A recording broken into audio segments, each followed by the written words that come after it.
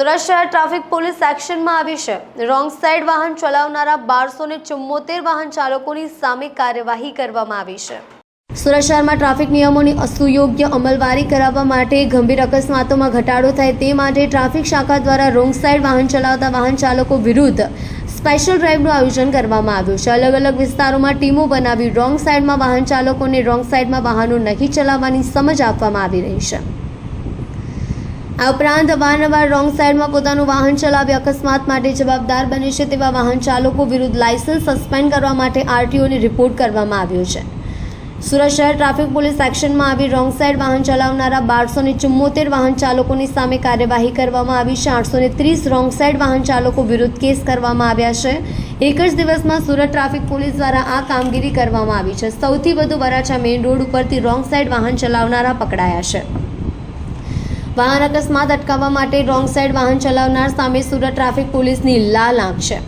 Wrong side વાહન ચાલકોને શાન ઠેકાણે લાવવા શહેર પોલીસ કમિશનરે વિશેષ અભિયાન હાથ ધર્યું છે। જે અંતર્ગત 25 ટીમ બનાવવામાં આવી છે। ગત મહિને સુરત ટ્રાફિક પોલીસ દ્વારા 83 દિવસમાં 1767 લોકોને સમજાવવામાં આવ્યા હતા। તે ઉપરાંત રોંગ સાઈડ વાહન અંકારતા ઝડપાયેલા 4059 વાહન ચાલકો સામે લાલ આંખ કરી હતી। ઝડપાયેલ તમામ વાહન ચાલકોના ડ્રાઇવિંગ લાયસન્સ સસ્પેન્ડ કરવા આરટીઓને રિપોર્ટ કરવામાં આવ્યો હતો।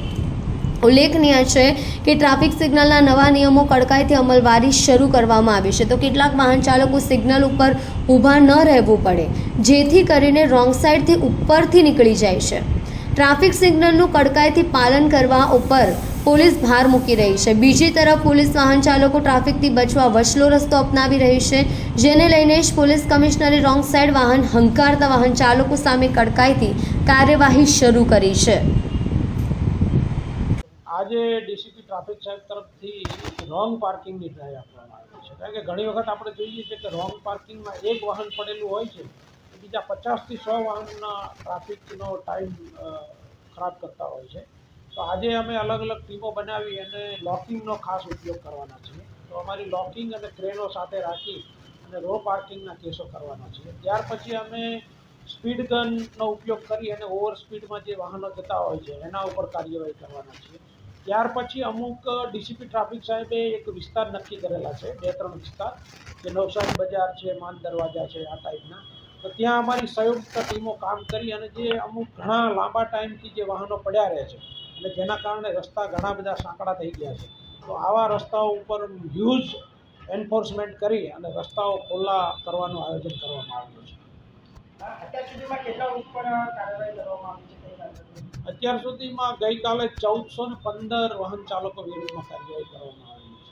લોકોને શું અપીલ, શું સંદેશ પાઠવવામાં આવશે? લોકો તરફથી સામાન્ય રીતે પકડવામાં આવે એટલે કે સાહેબ હું નજીકમાંથી જ આવેલો છું, હું ઇમરજન્સીમાં છું, હું દવાખાને જઈ રહ્યો છું, પણ લોકોએ સમજવાની જરૂર છે કે તમે આજે ખોટી બહાનાબાજી કરવાથી તમે તાત્કાલિક બચાવ કરી શકો છો, પણ જો મોટો એક્સિડન્ટ થાય તો એમાં પછી કોઈ સ્કોપ રહેતો નથી। તો આવી ખોટા બહાનાબાજીથી બચવું અને દંડથી પણ બચવું, નિયમનું પાલન કરવું જોઈએ, એ એકમાત્ર વિકલ્પ છે સ્મૂથ ટ્રાફિક ચલાવવાનો। જે રોંગ સાઈડમાં આવતા હોય એ કેટલું ઘાતકી હોય છે અને લોકો માટે કઈ રીતની સમજણ પૂરી પાડવામાં? એવું કહેવાય છે કે રોંગ સાઈડમાં જતી વ્યક્તિ પોતાને અથવા તો નિર્દોષ વ્યક્તિને કોઈ ચાન્સ જ આપતી નથી બચવા માટે, એવું કહી શકાય।